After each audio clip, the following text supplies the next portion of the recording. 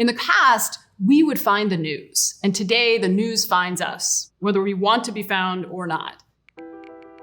You get a text message from a friend with a headline, you'll open Instagram, there it is. You can't escape it.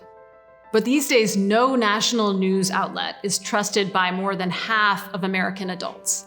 And that's a problem, right, which we can see. If we don't have a common sense of reality, then it's very hard to solve problems, even the problems that we could solve. It makes us very, very vulnerable to conflict entrepreneurs and politicians who want to exploit our division, as well as journalists who are exploiting our divisions. So I feel like the news has to evolve. The news has to change in order to be more helpful to people. Given everything we know, not just about technology today, but also about psychology, about what humans need to thrive in a complicated, interdependent, globalized world. My name is Amanda Ripley, and I am a journalist and the co-founder of Good Conflict, and the author, most recently, of High Conflict: Why We Get Trapped and How We Get Out.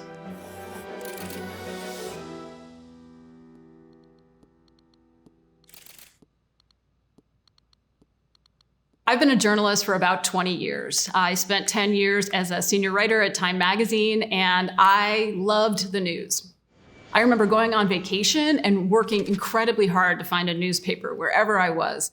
News was, for me at least, a way to feel connected to other people, to feel more curious, not less, a way to understand what seemed inexplicable. I mean, it's crazy looking back on it, but I actually enjoyed it. I want to welcome you to the first presidential debate. The participants tonight are Donald Trump and Hillary Clinton.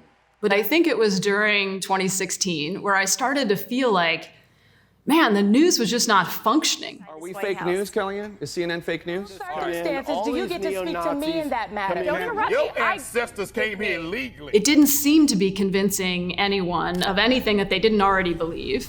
And it felt like any story I might do was either going to make our political and social divisions worse, or, more likely, have no effect at all. I just lacked the energy to do anything after I'd gotten through all of my news consumption for the day. So then I tried dosing it, like, you might with a drug. Like, I would move my news consumption to the end of the day when I'd kind of given up all hope anyway. And then I eventually went to a therapist and asked her about it. And she said, well, I have the solution. Stop consuming news. Like, if it's really leaving you afraid and distressed, it's probably not serving you. But that just didn't feel like an option. We need good conflict in this country, right? Like, there are a lot of fights that we need to have, but we need to have them in a way. It went against a lot of my identity and values. But the thing that really kind of finally forced me to reckon with this was, one by one, I had a series of journalist friends tell me that they were experiencing the same crisis. So at that point, I decided, okay, this is probably partly a me problem, but it's also a news problem. We now know that 4 in 10 Americans, according to the Reuters Institute, are actively avoiding contact with the news some or all of the time. 1 in 10 Americans are totally disconnected from the news on purpose all the time. And this is a trend all around the world, where more and more people are finding the news so repetitive and dispiriting and untrustworthy that they are actively avoiding it. When the Reuters Institute asked people why they avoid the news all around the world, 43% cited politics or COVID. 36% cited the negative effect that the news had on their mood. 29% said they were worn out by the amount of news. 29% said news is untrustworthy or biased. 17% said the news leads to arguments that they'd rather avoid. And 16% said there's nothing that can be done with the information they're getting. A lot of the challenges that we're dealing with are because the political polarization has accelerated that decline in trust. Voters are both energized and polarized right now, with voters in both parties seeing the other side as an existential threat to the country. Take a look at There is something diabolical about intractable conflict, which is what we are in the United States and many other countries. what happens is news outlets tend to pull to extremes, just like highly partisan voters.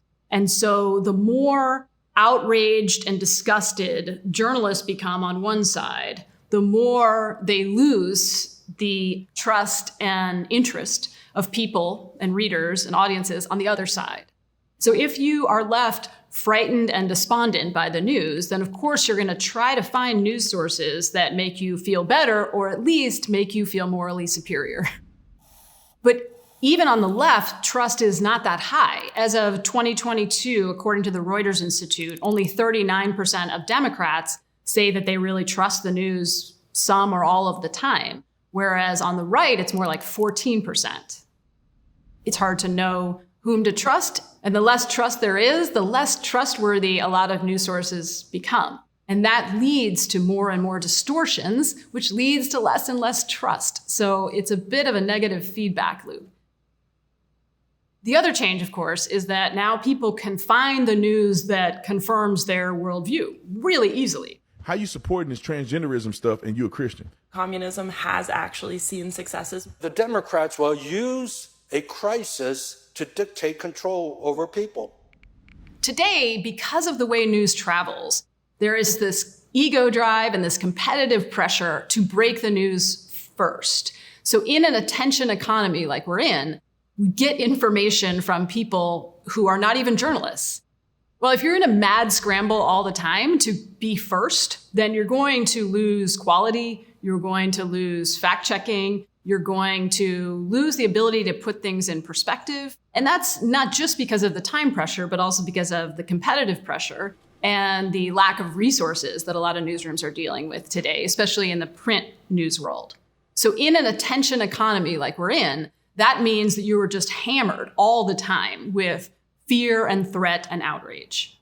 And we are not equipped to be constantly bombarded with the most terrifying, disturbing news from all around the globe all the time. Let me give you an example.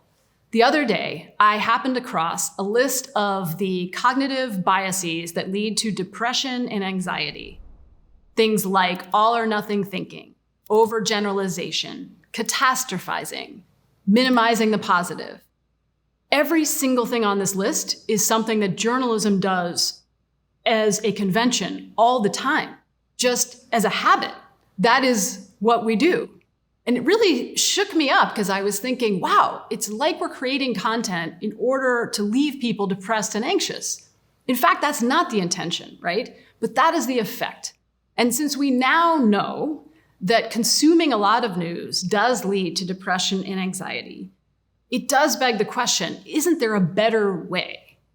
I do think that you can cover what is happening in the world in a rigorous, serious, clear-eyed way without catastrophizing and minimizing the positive and overgeneralizing. That is possible. I've done it. I've seen other people do it to great effect. But it requires a very different mindset about what is the news and how we should deliver it. I think it boils down to three things that are missing from the news: hope, agency, and dignity. These are things that sound fluffy, nice to have, but we actually know now from neuroscience and psychology that humans need these things in order to get up in the morning, in order to have a democracy, in order to raise children. We need them like we need water. It's funny to me, as a journalist, we never really talked about dignity or hope or agency, but dignity in particular. And I'll never forget, I heard Shamil Idris from an organization called Search for Common Ground that works in conflict zones, war zones all around the world. And he said everywhere he goes, one thing is the same, that humans need a sense of dignity, which is a sense that you matter. No matter what else happens, no matter how unfair the world is, each person matters. Now, what does that look like in journalism, right? I think it looks like following up on stories of mayhem and disaster and not just parachuting in on the worst day.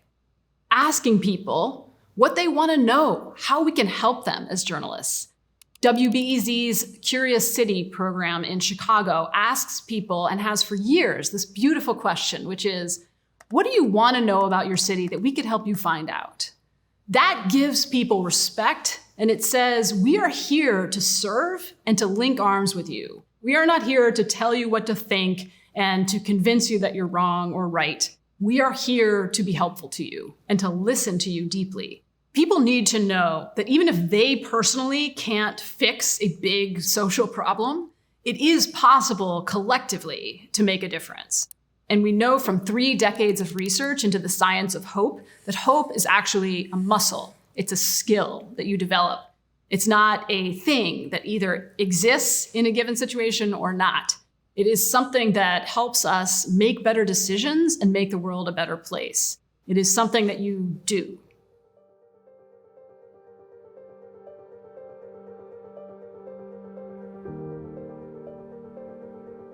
Want to dive deeper? Become a Big Think member and join our members-only community, watch videos early, and unlock full interviews.